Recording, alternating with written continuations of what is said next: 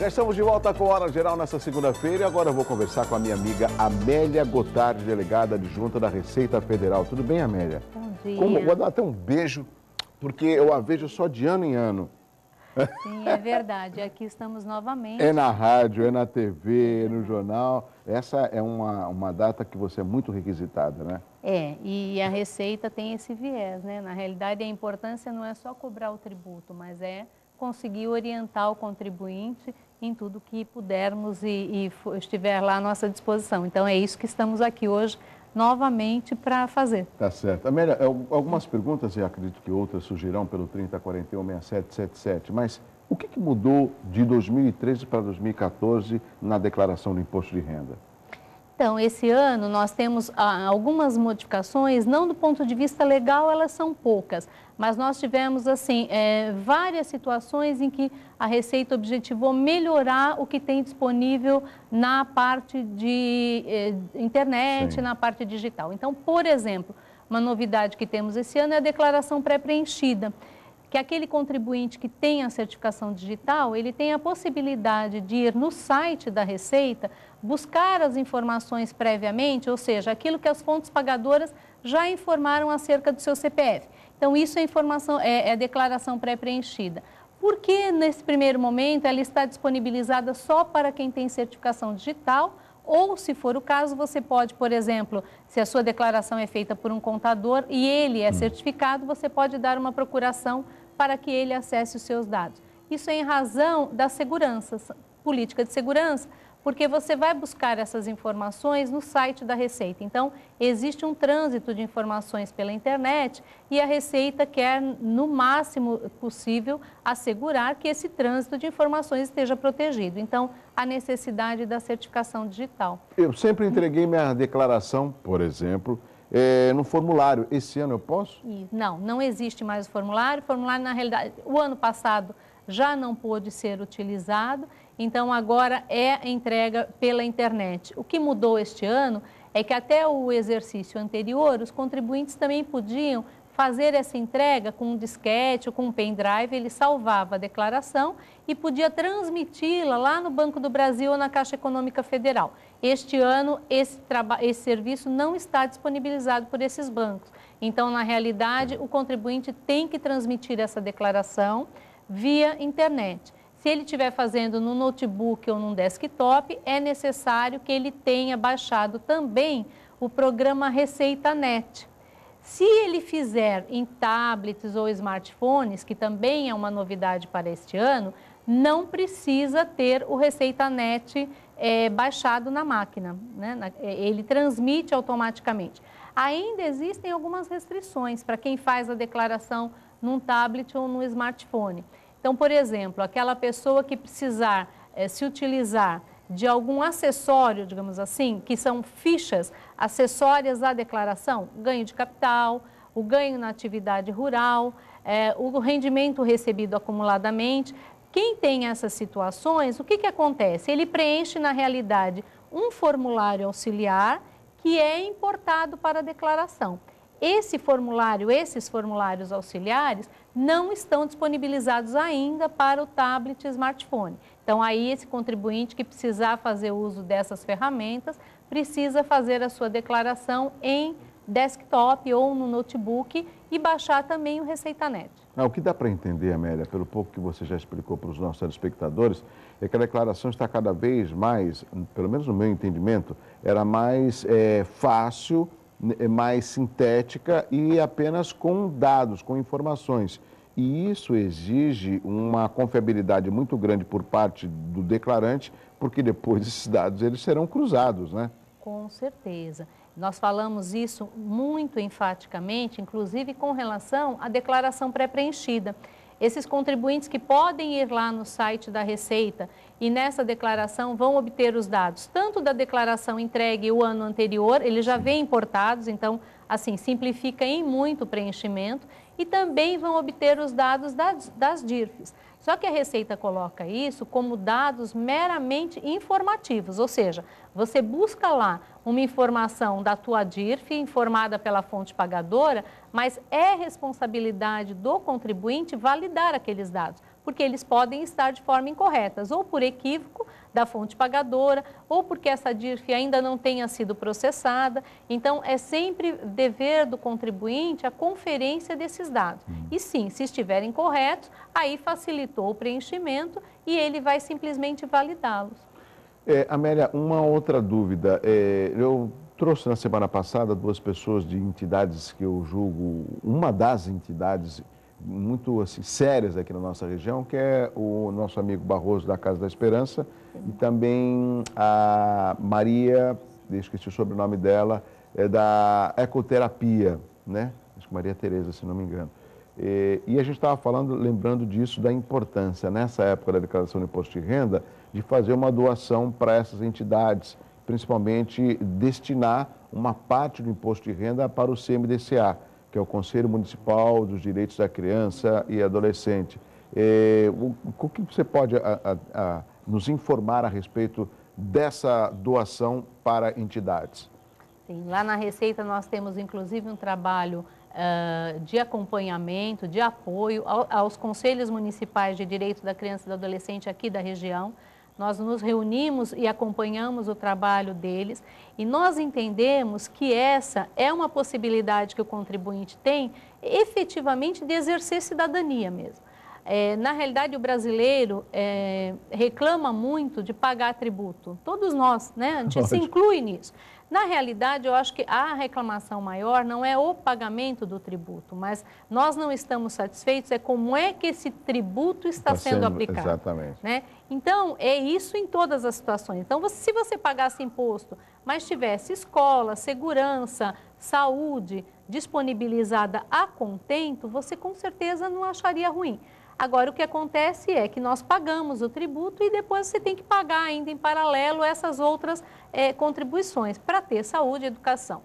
Então, na realidade, essa ação que possibilita o contribuinte destinar, eu digo que é exercer cidadania porque, assim, esse valor, ele é uma verba carimbada, ele não vai para o conjunto, para o cofre comum lá do Tesouro Nacional, ele já fica, porque esse DARF ele é recolhido com um código específico para essa finalidade.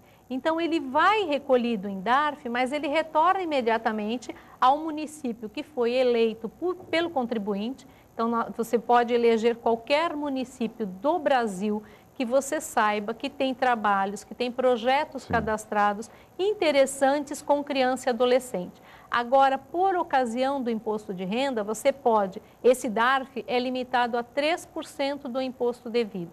Então, esses 3% você pode fazer agora por ocasião da declaração, mas na realidade o montante total que é permitido são 6% anualmente. Então, por exemplo, quem já fez uma parte de destinação o ano passado, destinou 3%, agora pode destinar mais 3%, porque a totalidade na realidade são 6%.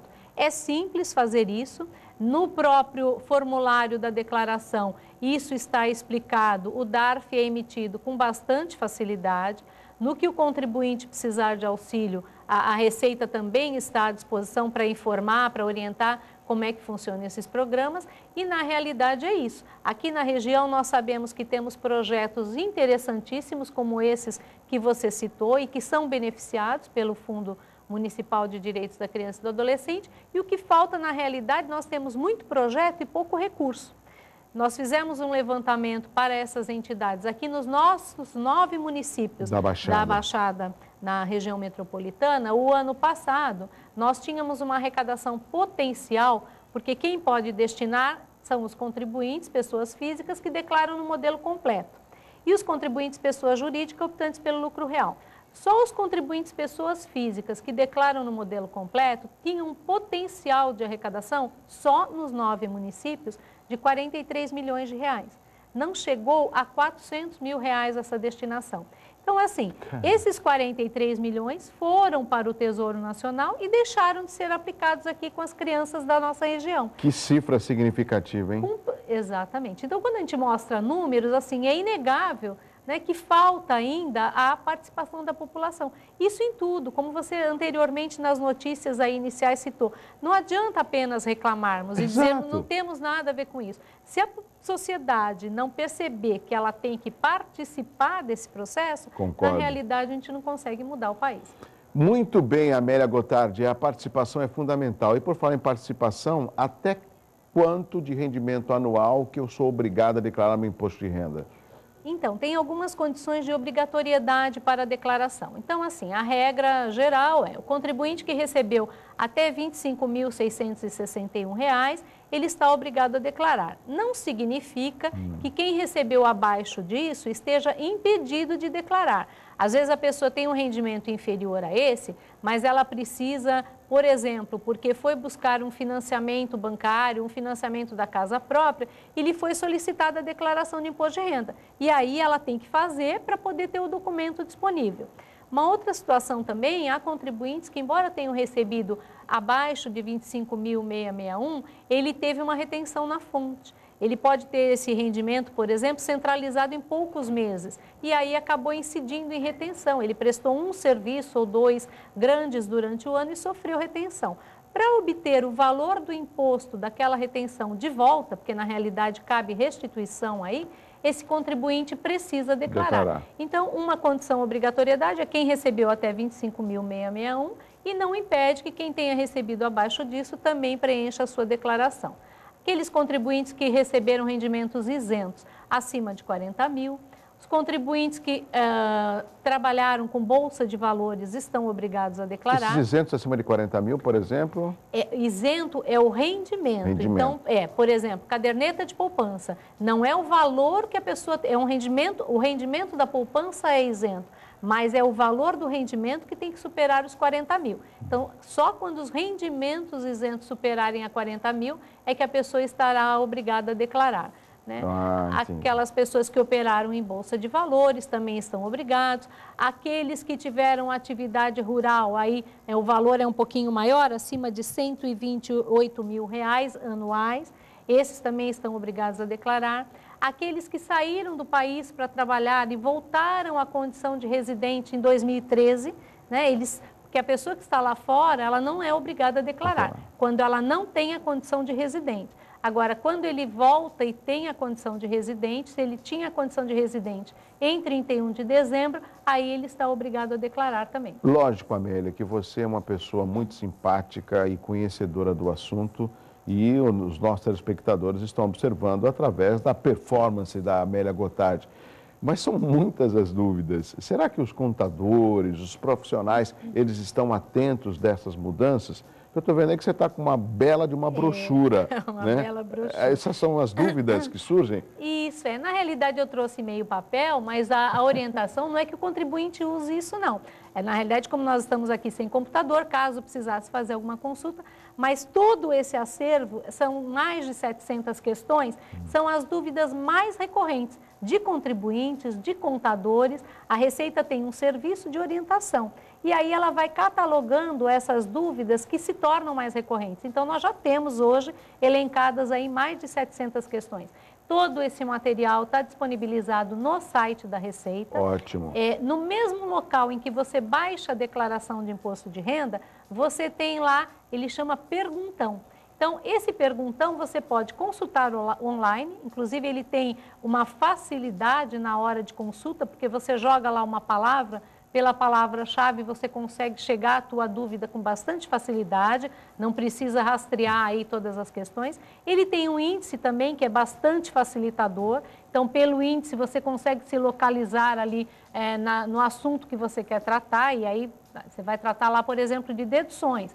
Tem um capítulo que fala o que você pode deduzir, o que não pode, Sim. Como é que você vai declarar, se declara separado, se declara em conjunto, enfim. É uma gama de dúvidas, perguntas e respostas. Então, assim, primeira orientação, que o contribuinte acesse esse material, ou mesmo os contadores que acessam bastante, ele acessa esse material e tenta esclarecer a sua dúvida. Caso não consiga, ainda há um segundo mecanismo que é bastante interessante, que chama Fale Conosco. Telefone. É um link, não é, ele é no próprio site da Receita. Online. online. Você manda a pergunta, agora por ocasião do imposto de renda, em 2, 3 dias você recebe. Você receberá essa resposta por escrito. Você manda, ele vai via e-mail e você recebe em retorno a resposta. É interessante porque assim, você pode colocar a tua dúvida de forma bem personalizada. Nós só alertamos o seguinte, e aí vale tanto para a Receita como para todas as outras instituições. A Receita, a Polícia Federal, enfim, os órgãos públicos, eles não costumam se comunicar com o contribuinte via e-mail. Então, quando você recebe um e-mail assim, principalmente abra o anexo, é vírus. Mesmo essa resposta que você terá, você vai lá, utiliza o Fale Conosco e manda a sua dúvida. A Receita vai te responder por e-mail, mas não vai nenhum anexo nesse e-mail. Você não tem que clicar em lugar nenhum.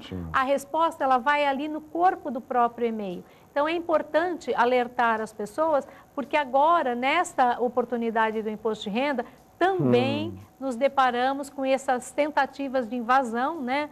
Por hackers, infelizmente, e que visam só instalar um vírus no teu computador. Então, você usa esse Fale Conosco, manda a sua pergunta de forma personalizada, obterá essa resposta de 2 a 3 dias aí em média, e aí você tem a sua dúvida esclarecida, caso não tenha conseguido obter essa resposta antes lá no Perguntão. Tá bom. Amélia, um rápido intervalo comercial. Já tem uma pergunta aqui do Cláudio Teixeira, da Ponta da Praia, mas tudo isso depois do intervalo. A gente continua aqui no Hora Geral com a Amélia Gotardi, ela que é delegada adjunta da Receita Federal. Eu volto já com Hora Geral.